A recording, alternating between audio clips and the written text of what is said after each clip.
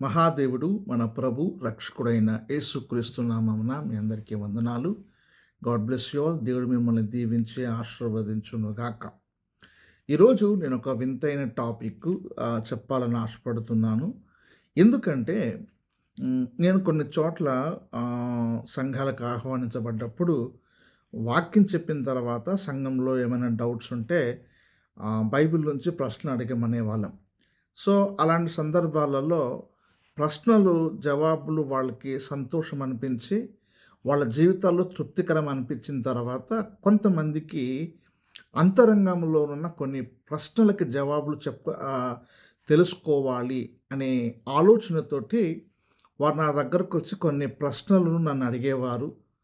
అయితే అవి బహిరంగంగా చెప్పడానికి అవకాశం ఉండేది కాదు, జవాబులు చెప్పటానికి.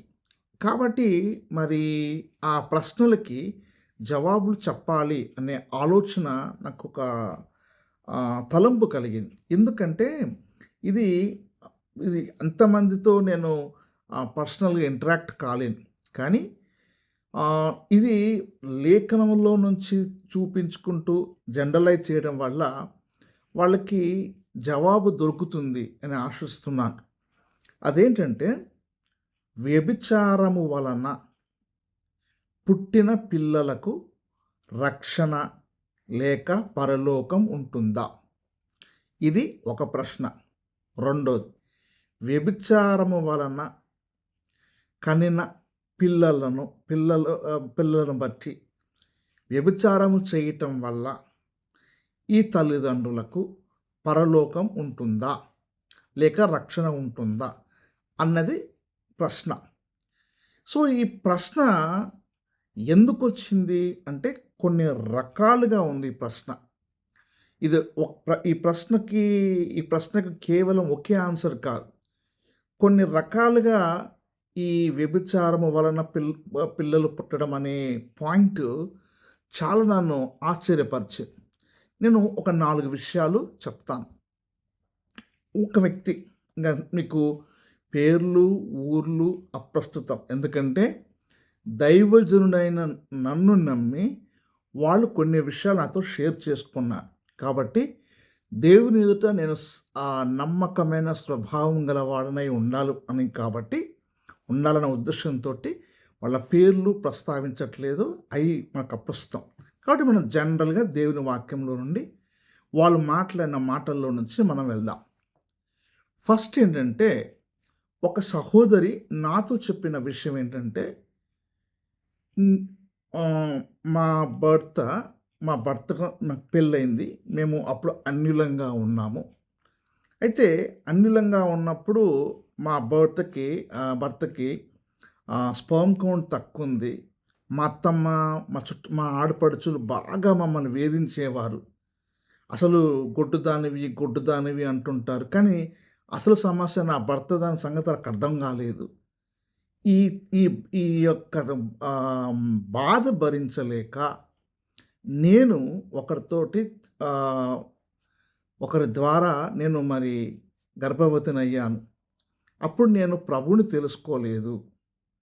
మరి తర్వాత కొన్ని రోజుల తర్వాత నాకు కవల పిల్లలు పుట్టారు. ఆ తర్వాత మేము ప్రభువుని తెలుసుకున్నాం. ఇప్పుడు ఇది భర్త ద్వారా కాదు కాబట్టి నాకు రక్షణ ఉంటుందా? నాకు పాపక్షమాపణ ఉంటుందా? రెండవది, నా పిల్లలకి రక్షణ ఉంటుందా? వాళ్ళు ప్రభువులో ఎదుగుతున్నారు, వాళ్ళకి రక్షణ ఉంటుందా అన్నది ఆ తల్లి యొక్క బాధ. ఎందుకంటే ప్రభువును ఎరగనప్పుడు రోజు గొడ్డుది అంటుంటే తాళలేక, ఆ బాధ భరించలేక ఆమె చేయవలసిన పరిస్థితి వచ్చింది. ఇప్పుడు ఆమెకు రక్షణ ఉంటుందా లేదా అన్నది ఇది ఒక రకమైన విధానం. నెక్స్ట్, ఇంకొక సహోదరి నాతో చెప్పిన విషయం ఏంటంటే, మేము కొంచెము పేదవాళ్ళం. నేను కానీ మా ఆయన కానీ చిన్న వ్యవసాయం ఉంటుండే, మా పేదవాళ్ళం. అయితే మా భర్త వాళ్ళ అన్నయ్య అతను కొంచెం బాగా శ్రీమంతుడు. అయితే ఏం జరిగిందంటే నాకొక కొడుకు ఆల్రెడీ పుట్టాడు. రెండవది అతనొచ్చి నన్ను బలవంతం చేశాడు. బలవంతం చేసిన తర్వాత నేనెవరికీ చెప్పుకోలేను. ఎందుకంటే చెప్పుకుంటే నన్నే తిడతారు అందరూ. కాబట్టి నేను మౌనంగా ఉండాల్సొచ్చింది. తర్వాత నేను ప్రెగ్నెంట్ అయ్యాను. ప్రెగ్నెంట్ అయిన తర్వాత ఆ పుట్టిన పిల్లవాడి యొక్క గుణగణ లక్షణాలు గానీ, లేకపోతే ఆ రూపురేఖలు గానీ, నా భర్త వాళ్ళ అన్నది ఆ రూపురేఖలు ఉన్నది. కాబట్టి ఇప్పుడు నేనేం చేయాలి? ఇప్పుడు నాకు రక్షణ ఉంటుందా? అసలు నా నా నా ఆ యొక్క పరిస్థితులలో నా ప్రమేయం ఏమీ లేదు. అతనే బలవంతం చేశాడు. కానీ బలవంతం చేశాడు అనుకున్నాను. తర్వాత నా భర్తతో కూడా నేను కలిశాను. నా భర్త ద్వారా నేను గర్భవతిని అయ్యానేమో అనుకున్నాను కానీ, కొన్ని రోజుల తర్వాత ఆ యొక్క రూపాన్ని బట్టి, ఆ పరిస్థితులను బట్టి నాకు మాత్రమే తెలుసు. ఈ విషయంలో నేనేం చేయాలి? నాకు రక్షణ ఉందా? అన్నది ఇంకొక స్త్రీ వాదన. తర్వాత పురుషుడు. పురుషుడు ఏందంటే ఒకసారి అతను క్రైస్తవుడే. కాకపోతే ఏందంటే భార్య గయ్యాళి వల్ల తన పెళ్ళికి ముందు ఉన్న ఒక స్త్రీతోటి తను వెళ్ళడం జరిగింది. వెళ్ళడం జరగడం వల్ల ఇప్పుడు ఆమె కన్సీవ్ అయింది. ఆమెకు కూడా పెళ్ళయింది. కన్సీవ్ అయింది. ఇప్పుడు ఈయనకు చెప్తుంది ఏందంటే, నాకు పుట్టిన పాప నీకే పుట్టింది అంటూ బ్లాక్‌మెయిల్ చేస్తుంది. వాస్తవం నువ్వు అవసరమైతే నేను డీఎన్ఏ కూడా సిద్ధమే అంటుంది. సో, ఇప్పుడు ఇతను కూడా ఈ పరిస్థితులలో ఆయన మదన పడుతున్నాడు. ఏం చేశాను తప్పు. కానీ ఇప్పుడు నాకు రక్షణ ఉందా? అన్నది అతని యొక్క ఆవేదన. తర్వాత ఇంకా ఇలాంటివి చాలా ఉన్నాయి. ఇది సింపుల్‌గా ఒక మనందరికీ అర్థం కావటానికి నేను ఈ 2, 3 ఎగ్జాంపుల్స్ మీకు క్లియర్‌గా ఎక్స్‌ప్లెయిన్ చేశాను.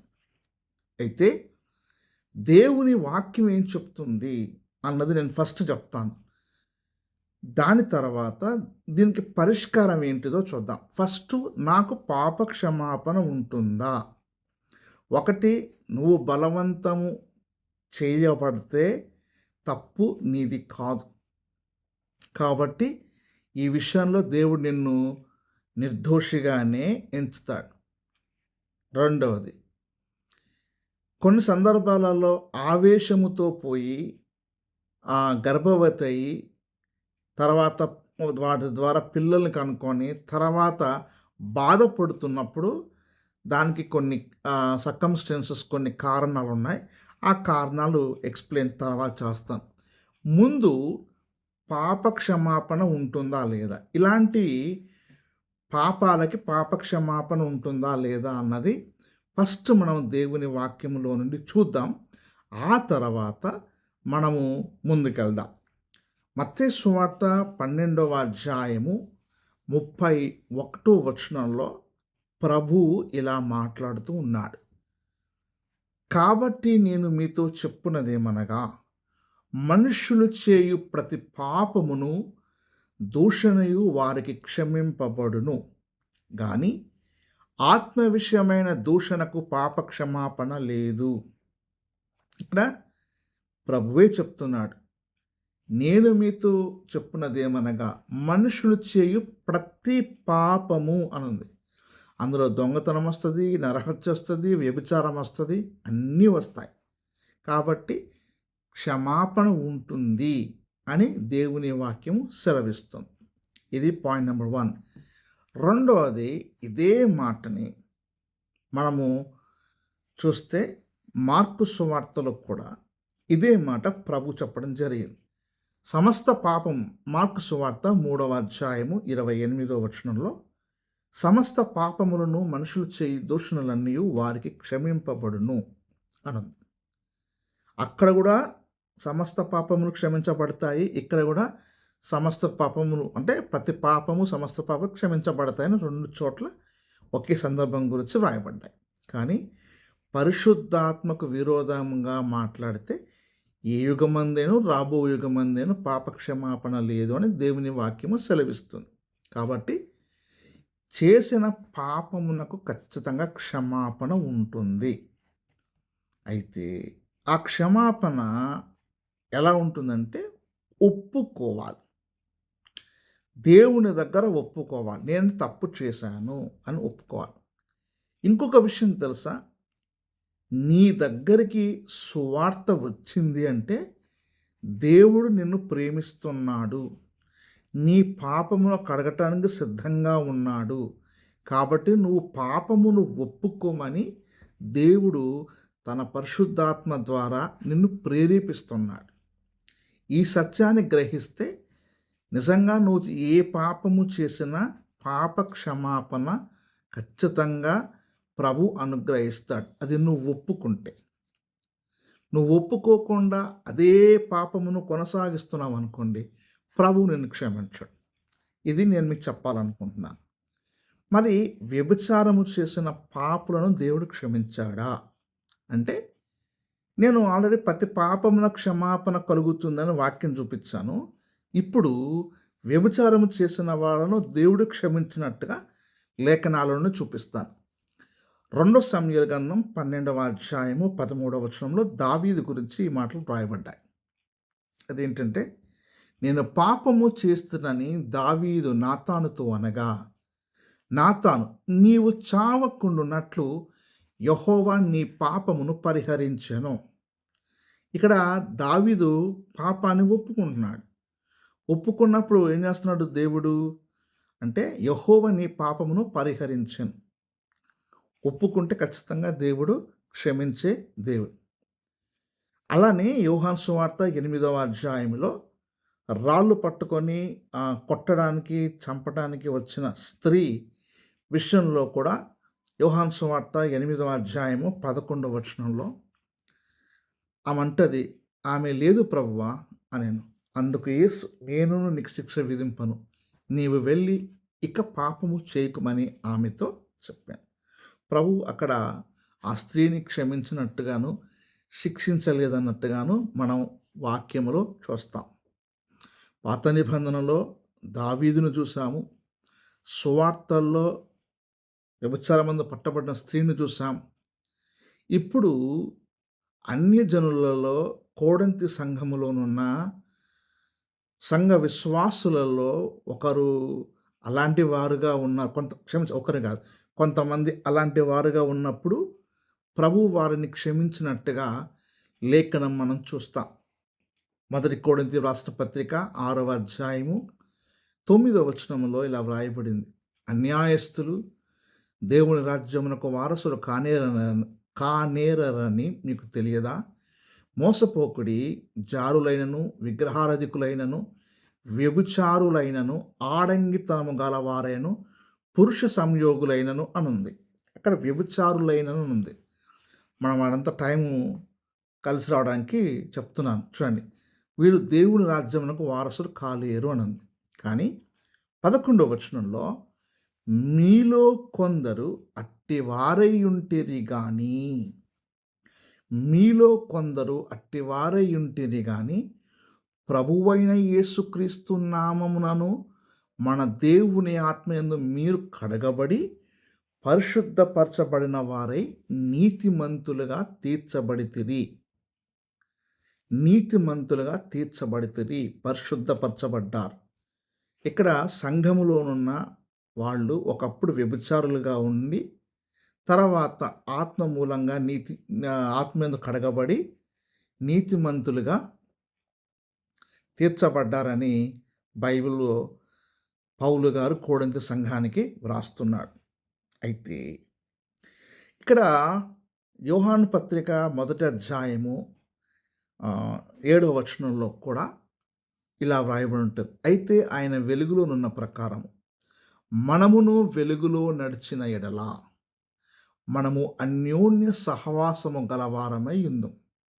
అప్పుడు ఆయన కుమారుడైన యేసు రక్తము ప్రతి పాపము నుండి మనలను పవిత్రునిగా చేయును.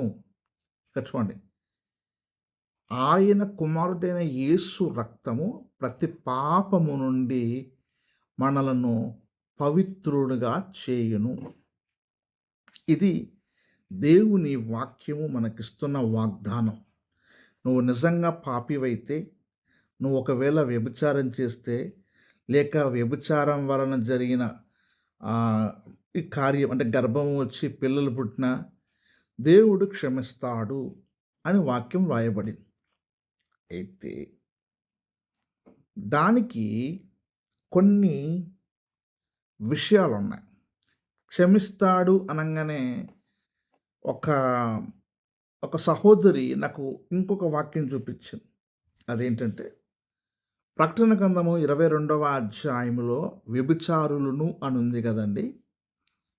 ఇప్పుడు వాళ్ళు పట్టణము వెలుపట ఉంటారు అని బైబిల్‌లో వ్రాయబడింది. కాబట్టి ఒకసారి వ్యభిచారం ఎప్పుడు వ్యభిచారే కదా అని ఆ సిస్టర్ గారు నన్ను ప్రశ్నించడం జరిగింది. అయితే ప్రకటన గ్రంథములోనున్న 22వ అధ్యాయం 15వ వచనంలో ఉన్న వ్యభిచారులు శారీర సంబంధమైన వ్యభిచారులు కాదు. నా సిస్టర్‌కి ఆన్సర్ చేశాను. కానీ ఇప్పుడు జనరల్‌గా అందరికి చేయాలనే ఉద్దేశంతో మీకు చెప్తున్నాను. ఎందుకంటే ప్రకటన గ్రంథము 22వ అధ్యాయం 15వ వచనంలో కుక్కలను, మాంత్రికులను, వ్యభిచారులను, నరహంతకులను, విగ్రహారాధికులను, అబద్ధమును ప్రేమించి జరిగించు ప్రతివాడును వెలుపటనుందురు అన్నది. ఇక్కడ వ్యభిచారులను అనుంది కదా. ఈ వ్యభిచారులు ఎవరు అంటే వీళ్ళు శారీరక సంబంధమైన వ్యభిచారం గురించి ప్రకటన గ్రంథం మాట్లాడటం లేదు. ఇక్కడ మహావేషి అయిన యెజబేలు గురించి మాట్లాడుతుంది. ఇది ఆత్మ సంబంధమైన వ్యభిచారము. నేను దీనికి మీకు బైబిల్‌లో నుంచి అదే ప్రకటన గ్రంథములో నుంచి కొన్ని వచనాలు మీకు చూపిస్తాను. ఇది శారీరక సంబంధమైన వ్యభిచారం కాదు. ప్రకటన గ్రంథములో వ్యభిచారులు వెలుపటనుంటారు అన్నది శారీరక సంబంధమైన వ్యభిచారులు కాదు. చూద్దాం చూడండి. ప్రకటన గ్రంథము 2వ అధ్యాయము 20వ వచనంలో చూద్దాం. అయినను నీ మీద తప్పు ఒకటి నేను మోపవలసి ఉన్నది. ఏమనగా తాను ప్రవక్తినినని చెప్పుకొనుచున్న యెజబేలను స్త్రీని నీ ఉండనిచ్చుచున్న, జారత్వమును చేయుటకును విగ్రహములకు బలి ఇచ్చిన వాటిని తినుటకును అది నా దాసులకు బోధించుచు వారిని మోసపరుచుచున్నది అని 20వ వచనంలో ఉంది. 22వ వచనములో ఇలా ఉంటుంది చూడండి. 21, 22 చదువుతాను చూడండి. మారు మనసు పొందుటకు నేను దానికి సమయమిచ్చితిని గాని అది తన జారత్వమును విడిచిపెట్టి మారు మనసు పొందనలదు. ఇదిగో నేను దాని మంచము పట్టించి దానితో కూడా వ్యభిచరించు వారు దాని క్రియల విషయం మారు మనసు పొందితేనే గాని వారిని బహుశ్రమల పాలు చేతును. ఇక్కడ చూడండి, వ్యభిచరించువారు, యెజబేలుతో వ్యభిచరించు వారిని దేవుడు శ్రమల పాలు చేస్తాడు అని దేవుని వాక్యం మాట్లాడుతుంది. కాబట్టి ఇది శరీర సంబంధమైన వ్యభిచారం కాదు. తర్వాత ప్రకటన గ్రంథము 9వ అధ్యాయము 21వ వచనములో ఇలా వ్రాయబడింది. ప్రకటన గ్రంథము 9:21. మరియు తాము చేయుచున్న నరహత్యలను, మాయామంత్రములను, జారచోరత్వములను చేయకుండునట్లు వారు మారు మనసు పొందిన వారు కారు. ఇక్కడ కూడా పైన అదే విషయం రాయబడుతుంది. ఏంటంటే జారచోరత్వములు చేయకుండా ఉన్నట్లు అని ఉంది. ఇక్కడ పైన అదంతా మనం చదువుకుంటూ వస్తే ఆ యొక్క స్త్రీ గురించే వ్రాయబడుతుంది. కాబట్టి ఇది కూడా ఫిజికల్గా వ్యభిచారం గురించి మాట్లాడతలేదు. 14వ అధ్యాయము 8వ వచనంలో కూడా వేరొక దూత అనగా 2వ దూత అతని వెంబడి వచ్చి మహోద్రేకముతో కూడిన తన వ్యభిచార మద్యమును సమస్త జనములకు త్రాగించిన ఈ మహాబబులోను కూలిపోయెను అని చెప్పాను. చూడండి, తన వ్యభిచార మద్యమును సమస్త జనములకు త్రాగించిన ఈ మహాబబులోను అనుంది. వ్యభిచార మద్యము అనుంది. అంటే ఇది అలంకార భాషలోను, ఆత్మీయ అర్థముతోనూ ప్రకటన గ్రంథాన్ని అర్థం చేసుకోవాలి. నేను ఖచ్చితంగా ఈ మహావేష్ ఎవరు, ఈ యెజబెల్ ఎవరన్నది నేను మీకు తప్పకుండా ఎప్పుడైనా ఒక మంచి వీడియో చేస్తాను. చూడండి, ఇదంతా కూడా 17వ అధ్యాయము 1వ వచనంలో కూడా ఆ 7 పాత్రలు పట్టుకొని ఉన్న 7గురు దేవదూతలతో ఒకడు వచ్చి నాతో మాట్లాడుచు ఇలాగ చెప్పాను, నీవిక్కడికి రమ్ము, విస్తార జలముల మీద కూర్చున్న మహావేషకు చేయబడు తీర్పు నీకు కనపరచెదను. 2వ వచనం, భూరాజులు ఆమెతో వ్యభిచరించిరి, భూనివాసులు ఆమె వ్యభిచార మద్యములో మత్తులైరి. తర్వాత 4వ వచనం, ఆ స్త్రీ ధూమ్ర రక్తవర్ణము గల వస్త్రము ధరించుకొని బంగారముతోనూ రత్నములతోనూ ముత్యములతోనూ అలంకరింపబడినదై ఏహ్యమైన కార్యములతోనూ తాను చేయుచున్న వ్యభిచార సంబంధమైన అపవిత్ర కార్యములతోనూ నిండిన ఒక సువర్ణ పాత్రను తన చేత పట్టుకొని ఉండెను. 5వ వచనం, దాని నొసట దాని పేరు ఇలాగ వ్రాయబడి ఉండెను, మర్మము, వేశ్యలకును భూమిలోని ఏయమైన వాటన్నిటిని తల్లి అయిన మహాబబులోను. చూడండి, నేను ఇదంతా కూడా వ్యభిచారము, వేశ్య, యెజబెలు ఇదంతా కూడా ఇక్కడికి మొత్తము వచ్చింది. ఏమంట అంటే వేశ్యలకును భూమిలోని ఏహ్యమైన వాటన్నిటికీ తల్లి అయిన మహాబబులోను. 3వ వచనం, 18వ అధ్యాయం 3వ వచనం, ఏలయనగా సమస్తమైన జనములను మహోద్రేకముతో కూడిన దాని వ్యభిచార మద్యమును త్రాగి పడిపోయిరి, భూరాజులు దానితో వ్యభిచరించిరి, భూలోకమందలి వర్తకులు దాని సుఖభోగముల వలన ధనవంతులైరి. తర్వాత 18:9, దానితో వ్యభిచారము చేసి సుఖభోగములను అనుభవించిన భూరాజులు దాని బాధ చూచి భయక్రాంతులై దూరం నిలబడి దాని దహన ధూమమును చూచినప్పుడు. సో తర్వాత 19:2, ఆయన తీర్పులు సత్యములను న్యాయములనై ఉన్నవి, తన వ్యభిచారముతో భూలోకమును చెరిపిన గొప్ప వేశ్యకు ఆయన తీర్పు తీర్చి తన దాసుల రక్తమును బట్టి దానికి ప్రతిదండన చేసెను అన్నది. సో ఇలా అన్ని వాక్యాలు చూసినప్పుడు ప్రకటన గ్రంథములోని వ్యభిచారులు బయట ఉంటారు అంటే శారీరక వ్యభిచారులు కాదు. వీళ్ళెవరంటే క్రీస్తు రక్తము చేత కడగబడి యేసుక్రీస్తుని తెలుసుకున్న తర్వాత వీళ్ళు ఆత్మ సంబంధమైన వ్యభిచారము చేసేవారు. వాళ్ళ గురించి ఇక్కడ ప్రస్తావించబడింది. నేను ఎప్పుడైనా ప్రభు చిత్తం అయితే తప్పకుండా ఒక వీడియో చేస్తా, ఈ మహావేష ఎవరు అని ప్రకటన గ్రంథం నుంచి. అయితే బాహ్యమైన వ్యభిచారానికి ప్రకటన గ్రంథములోనున్న వేశ్యకు వ్యభిచారానికి దేనికి సంబంధం లేదు. ఇది శరీర సంబంధమైంది, ఇది బాహ్య సంబంధమైంది. అంటే ప్రకటన గ్రంథములో వెలుపట నుండే వ్యభిచారులు ఎవరంటే రక్షింపబడి క్రీస్తును తెలుసుకొని వాక్యమును కాక వాక్య ప్రకారము జీవించక మహావేష మద్యములోను లోకముతోనూ పాపముతో అనుభవించే క్రైస్తవుల గురించి మాట్లాడబడుతుంది. కానీ ఇది శారీరక సంబంధమైన ఫిజికల్ రిలేషన్షిప్ గురించి మాట్లాడటం లేదు. కాబట్టి నిశ్చింతగా మీరు మారు మనస్సు పొందితే, మీరు తప్పు చేశారని ప్రభు దగ్గర ఒప్పుకుంటే దేవుడు మిమ్మల్ని క్షమిస్తాడు. మీ పిల్లలకు కూడా సువార్త అంది, వాళ్ళు కూడా వాళ్ళ పాపాలను ఒప్పుకుంటే దేవుడు వారిని క్షమిస్తాడు. ఇది వాస్తవం. అయితే మరి దేవుడు మిమ్మల్ని క్షమించాడు అనడానికి రుజువేంటి? ఇది చాలా ఇంపార్టెంట్. ఈ రుజువేంటో ఒకసారి చూద్దాం.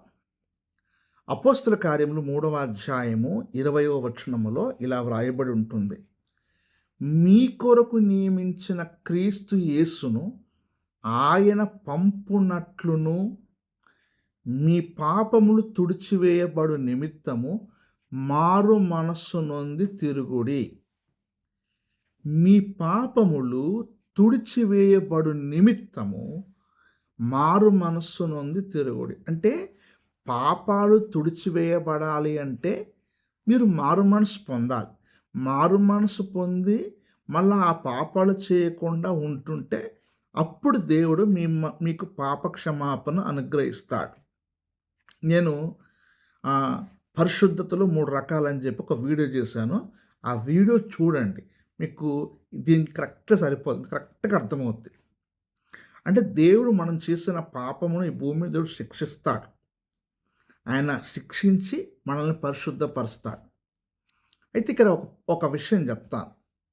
మరి ఇక్కడ కొంతమంది విక్టిమ్స్ అవుతారు.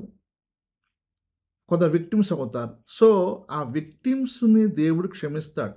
అసలు యాక్చువల్‌గా వాళ్ళు తప్పే చేయలేదు. కానీ తప్పు చేసిన వారి విషయంలో మాత్రం 100% వాళ్ళు ప్రభు ద్వారా ఒప్పుకోవాల్సిందే. అయితే ఇక్కడ నాకు కొన్ని వింత ప్రశ్నలొచ్చినాయి. నేను నా నేను నా భర్తకు చెప్పచ్చా ఈ విషయము? చెప్పకుండా నా మనసులో పెట్టుకొని నేను చాలా వేదన పడుతున్నాను అని నాకు ఒక సహోదరి చెప్పింది. అప్పుడు నేను ఒక మంచి సలహా చెప్పాను. చెప్పాలని కూడా చెప్పవచ్చు. కానీ ఆయన యేసుక్రీస్తు స్థానములో ఉండాలి. ఎందుకంటే చాలా జాగ్రత్తగా గమనించండి. మనము యోహాను పత్రికలో చాలా జాగ్రత్తగా గమనిస్తే మొదటి యోహాను పత్రిక 1వ అధ్యాయంలో అక్కడ చాలా అద్భుతమైన ఒక జవాబు ఉంటుంది చూడండి. అది మీకు చూపిస్తాను. మొదటి యోహాను పత్రిక 1:7లో ఇలా వ్రాయబడి ఉంటుంది. అయితే ఆయన వెలుగులో ఉన్న ప్రకారము మనమును వెలుగులో నడిచినడల్లా మనము అన్యోన్య సహవాసం గలవారమై యుందుము. అప్పుడు ఆయన కుమారుడైన యేసు రక్తము ప్రతి పాపము నుండి మనం పవిత్రులుగా చేయును. అయితే ఇక్కడ చూడండి 9వ వచనం.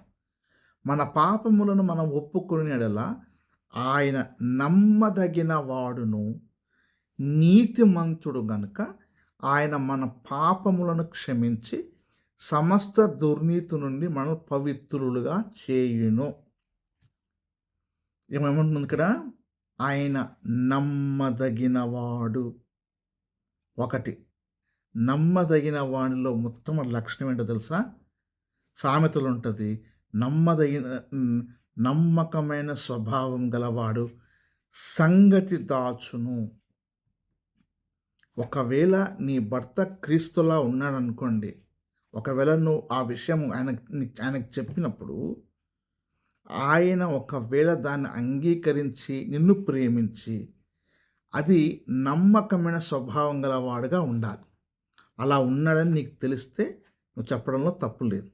ఒకటి, నీతిమంతుడు గనుక అనంది. అంటే నీతిమంతుడు అంటే మీకు ఒక ఎగ్జాంపుల్ చూపిస్తాను. యోసేపు నీతిమంతుడు కాబట్టి మరియను అవమానపరచనొల్లలేదు. ఎవరు? యోసేపు నీతిమంతుడు కాబట్టి ప్రభువైన యేసుక్రీస్తు కూడా నీతిమంతుడు. మనము మన పాపాన్ని ఒప్పుకున్నప్పుడు బయట వాళ్ళతో దేవుడు బయలుపరిచి వీళ్ళు ఇలా పాపాలు చేశారని దేవుడు చెప్పడు. ఎందుకంటే నువ్వు ఒప్పుకున్నావు కాబట్టి ఆయన దగ్గర దేవుడు యోసేపు కంటే కొన్ని లక్షల రెట్ల నీతిమంతుడు ఆయన. కాబట్టి ఆయన నమ్మదగిన వాడు, నీతిమంతుడు. ఆయన మన పాపములను క్షమించి సమస్త దుర్నీతిని మనం పవిత్రులుగా చేయి. ఒకవేళ నీ భర్త క్షమించే స్వభావం కలిగిన వాడైతే చెప్తే మనస్సాక్షి శుద్ధి అవుతుంది. క్షమించలేని మనసుంటే అప్పుడు నీ కుటుంబము నీ కాపురమే పాడవుతుంది. తప్పు జరిగింది, దాన్ని మనం ఏం చేయలేము. ఇంకా దానికి ఇంకా ఏమీ లేదు. కాబట్టి నీకొకటే, నువ్వు ప్రార్థన చేసుకొని ఒకవేళ క్షమించే మనస్సు అతనికుంటే, ఒకవేళ ఆ స్థాయిలో ఉంటే నీ కుటుంబం కట్టుకోవటానికి హృదయపూర్వకంగా భార్యాభర్తలు సంతోషంగా ఉండడానికి చెప్పొచ్చు, అది వేరే విషయం. కానీ ఆ స్థాయిలో లేనప్పుడు సమాధానంగా ఉన్న నీ కుటుంబాన్ని నీ అంతలో నువ్వే నీ నోటితోటే నువ్వు కుటుంబాన్ని పాడు చేసుకోవటం అనేది వాక్యం కాదు. ఎందుకంటే దేవుడు ఎప్పుడైనా సరే సమాధానపరుస్తాడు. అందుకనే క్షమాపణ సమాధానం తెస్తుంది. క్షమాపణ సమాధానం. అందుకనే మన పాపములను దేవుడు క్షమించి దేవునితో మనము సమాధానపరచబడవలననే సువార్త ప్రకటించబడింది. కాబట్టి ఆ స్థాయిలో మరి ఒకవేళ ఒక పురుషుడు కూడా ఉన్నారు కదా, ఒకవేళ నీ భార్య క్షమించే స్థితిలో ఉందా అనేది ఒకసారి వాళ్ళ స్థితులను బట్టి చెప్పుకో. మాకు సేవకులకు మీరు మాకు చెప్పారు, మేము ప్రార్థన చేసాము, అయిపోయింది. కానీ మీ మనస్సాక్షి ఇంకా అది దోషారోపణ చేస్తుంది. ఎందుకంటే తప్పు చేసిన వాడిని మనస్సాక్షి ఎప్పుడు కూడా దోషారోపణ చేస్తూనే ఉంటుంది. నరకంలో జరిగేది అదే కదండి. పాపాన్ని ఒప్పుకొని ఆ మనస్సాక్షిని వాతవేయబడిన మనస్సాక్షి అగ్నితో ఒప్పుకోవడం వల్లనే కదా దేవుడు నీతిమంతుడు అవుతాడు. కాబట్టి ఒకవేళ మనస్సాక్షితో నువ్వు గనక ఆలోచిస్తే, దేవుని దగ్గర ఒప్పుకున్నాం ఫస్ట్, తర్వాత ఆ తప్పు చేయలేదు, ఒకవేళ తప్పు చేసినా దానికి ప్రతిఫలం అనుభవిస్తున్నావు కాబట్టి మనస్సాక్షిలో సంతోషము లేక బాధపడుతున్న నీకు ఇంతకంటే శిక్ష ఇంకేమీ చెప్పలేం. కానీ ఒకటి మాత్రం నేను చెప్పగలను ఏంటంటే, దేవుడు ప్రతి పాపమును క్షమిస్తాడు, ఒక దేవదూషణ తప్ప. పరిశుద్ధాత్మకు విరోధంగా మాట్లాడితే దాన్ని దేవుడు క్షమించాడు, మిగతా ప్రతి పాపమును క్షమిస్తాడు. అంటే యేసుక్రీస్తు రక్తమును నువ్వు గనక తృణీకరిస్తే నీకు పాపక్షమాపణ ఉండదు. కాబట్టి ఆయన రక్తము చేతను పరిశుద్ధపరచబడితే నీకు పాపక్షమాపణ ఉంటుంది. ఇది దేవుని యొక్క వాక్యము యొక్క స్టాండర్డ్. ఇంకెలాగూ కొంతమంది నమ్మకమైన వాళ్ళతోటి, అంటే ఎవరైనా ఏదైనా తప్పు చేసినప్పుడు మీ పాపములు ఒకరితో ఒకడు ఒప్పుకొనుడి అన్నట్టుగా, మరి బాప్టిజం ఇచ్చి యోహాను దగ్గరకు వచ్చి వాళ్ళు వచ్చి వాళ్ళ పాపాలు ఒప్పుకొని బాప్టిజం తీసుకున్నట్టుగా, మీకు నమ్మకంగా మీ ప్రాంతంలో నమ్మకమైన దైవజనుడు అనే వ్యక్తి ఎవరైనా ఉంటే ఖచ్చితంగా వెళ్ళి, అది నీ నమ్మకత్వం, మీరు నమ్ముతున్నారా లేదా అనేది చాలా ఇంపార్టెంట్. ఎందుకంటే కొంతమంది నమ్మకంగా ఉన్నవాళ్ళు చాలామంది దైవజనులు ఉన్నారు. కానీ మరి మీరు చెప్పేటప్పుడు, ప్రార్థన చేయించుకునేటప్పుడు ఆ విషయంలో దేవుని ఆత్మ మిమ్మల్ని పరిశుద్ధపరచడానికి ఆ దేవుని సేవకుడు మీ మీద చేతి మీద, మీ నెత్తి మీద చేయబెట్టేటప్పుడు అతని నమ్మకత్వానికి మీరే జవాబుదారి. కాబట్టి అలాగని కాదు, మీరు దేవుని దగ్గర ఒప్పుకున్నారు మంచిదే, మనుషుల దగ్గర ఒప్పుకోవాలా అంటే అది ఖచ్చితంగా ఒప్పుకోవాలని రూలేం కాదు. కానీ మీ పాపం ఒకరితో ఒప్పుకోవడానికి బైబిల్ స్పష్టంగా చెప్తుంది. రెండోది, మీరు ఎవరి పాపమును క్షమిస్తారో నేను వారి పాపమును క్షమిస్తానని ప్రభు అన్నాడు. కాబట్టి దేవుని సేవకుని ప్రార్థన బలంగా ఉంటుంది. నీ జీవితంలో ఆధ్యాత్మికంగా ఉండటానికి, పరిశుద్ధాత్మ పొందుకోవటానికి అవకాశం ఉంటుంది. ఎందుకంటే అననీయ వస్తాడు పౌలు గారి దగ్గరికి, నీ పాపములు తుడిచివేయబడితే బాప్టిజం తీసుకో అంటాడు. సో అలా సరైన గైడెన్స్ ఉన్న సేవకుల దగ్గరికి వెళ్ళి చెప్పుకుంటే తప్పేం లేదు. కానీ అది కొంచెం జాగ్రత్తగా ఈ విషయంలో మిమ్మల్ని మీరు పరీక్షించుకొని ముందుకు వెళ్ళాలి. ఇక ఒక విషయం నేను మీకు చెప్పి క్లోజ్ చేస్తాను. ఏంటంటే కొన్ని క్షణాలలో చేసే ఇలాంటి పాపాలు చాలా జీవితాంతం ఏడిపిస్తాయండి. కాబట్టి దయచేసి మీరు ఇలాంటి మానసిక బాధల్లోకి వెళ్ళి మిమ్మల్ని మీరు కృంగలు తీసుకొని హ్మ్, దేవునికి, మనుషులకి దూరం అవ్వకండి.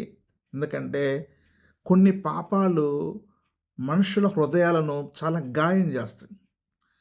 సో, కాబట్టి ఒకవేళ ఎంత మానవుడైనా సరే కొన్నిసార్లు దేవుని స్థితిలోకి రాలేడు. క్షమించేంత స్థితిలోకి రాలేడు. స్త్రీ కూడా రాలేదు. కాబట్టి ఈ విషయం దృష్టిలో పెట్టుకోండి. దయచేసి మీరు మరి హ్మ్, ఈ విషయంలో ప్రభు మీకు ఎలా ఆహ్, వివేకం ఇస్తాడో దాని ప్రకారం ముందుకు వెళ్ళండి. కానీ ప్రతి పాపమునకు క్షమాపణ ఉంటుందని మీకు ముందు చూపించాను. ప్రకటన గ్రంథంలో ఉన్న ఆ వ్యభిచారులు వాళ్ళు శరీర సంబంధమైన వ్యభిచారులు కాదు గానీ, ఆత్మ సంబంధమైన యెజబేలు అనగా మహావేశ్య యొక్క వ్యభిచార మద్యములు. అంటే వాటి యొక్క ఆచారాల్లో, వాటి సిద్ధాంతాల్లో, వాళ్ళ యొక్క ఐడియాలజీలో వాళ్ళు మత్తులయ్యారు, వాళ్ళు వ్యభిచారులయ్యారు. వారిని దేవుడు వెలుపట ఉంచుతున్నాడు. కాబట్టి ఇది సత్యం నేర్చుకోండి. ఇంకొక ఇంకొక ప్రశ్న ఉంది. అదేంటంటే మేము ఒకప్పుడు అన్యులము. మేము మరి క్రైస్తవ నిబంధన లేకుండా మేము పెళ్లి చేసుకున్నాము. మాకు పిల్లలు పుట్టారు.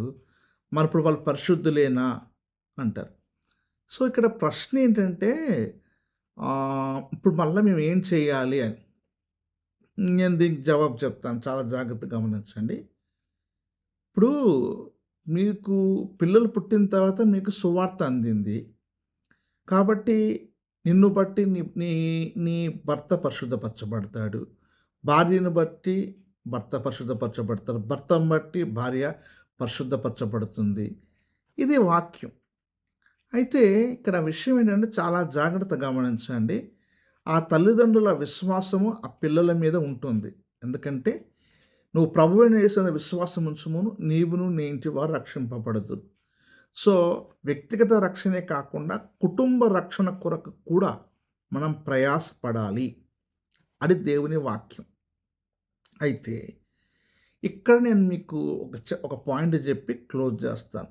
అదేంటంటే అన్యులుగా ఉన్నప్పుడు ఏదో మామూలు పెళ్ళిళ్ళు జరిగాయి. ఇప్పుడు నిబంధనలు అవసరమా అంటే మనస్సాక్షిగా మనం బాప్టిజం తీసుకున్నప్పుడు వివాహం అన్ని విషయంలో ఘనమైంది అని బైబిల్‌లో వ్రాయబడింది.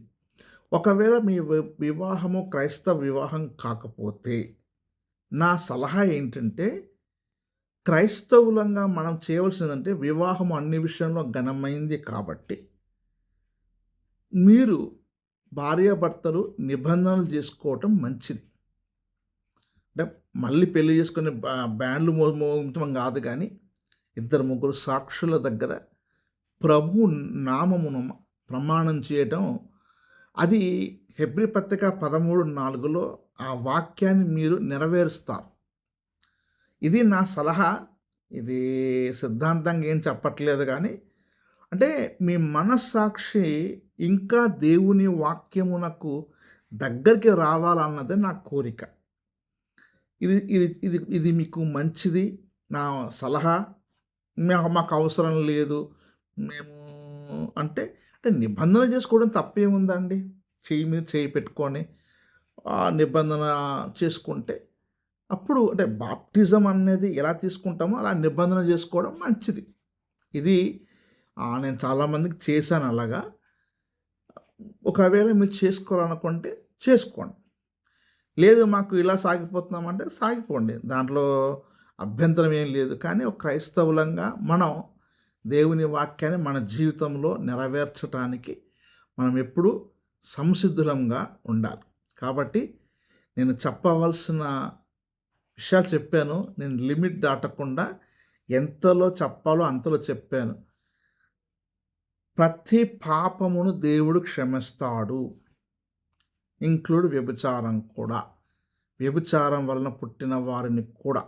అయితే వాళ్ళు సువార్త అంది వారి పాపముల నిమిత్తమై బాప్టిజం పొందినప్పుడు పవిత్రులుగా మార్చబడతారు. అందుకని మనుష్యేచ్ఛ వలన కానీ శరీరేచ్ఛ వలన పుట్టిన వారు కారు. వాడు దేవుని పిల్లలు అగుటకు ఆయన నామమందు విశ్వాసం ఉంచిన వారు.